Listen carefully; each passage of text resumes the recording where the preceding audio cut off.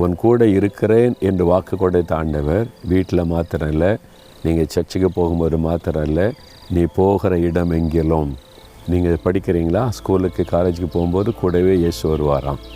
Business பண்ணுறீங்களா, வியாபார ஸ்தலத்துக்கு இயேசு வருவாராம். ஷாப்பிங் போகிறீங்களா, அவர் கூட வருவாராம். எங்கே போனாலும் நீ போகிற இடம்லாம் கூட வருவேன் என்று ஆண்டவர் சொல்கிறார். இன்றைக்கு எங்கெல்லாம் போகிறீங்க, அங்கெல்லாம் இயேசு கூட வருவார்.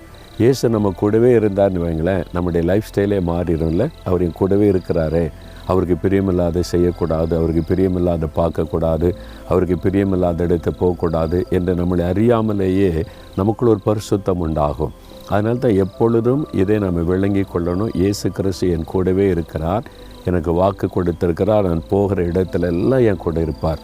ரூமில் இருந்தாலும் கூட இருப்பார், வெளியில் போனாலும் கூட இருப்பார், எப்பொழுதும் கூட இருப்பார். அதனால் ஆண்டவரே, நான் போகிற இடம்லாம் என்னோடு இருக்கிறதற்காக ஸ்தோத்திரம்னு சொல்லுங்கள்.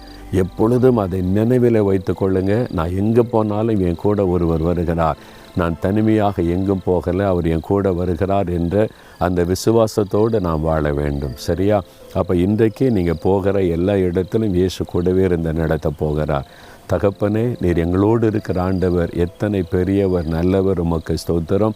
நாங்கள் போகிற இடமெல்லாம் நீர் எங்களோடு கூட வந்து எங்களுக்கு உதவி செய்கிற தேவனாய் கூட இருக்கிறதற்காய் ஸ்தோத்திரம், ஸ்தோத்திரம். இயேசுவின் நாமத்தில் ஜெபிக்கிறோம் பிதாவே, ஆமேன்.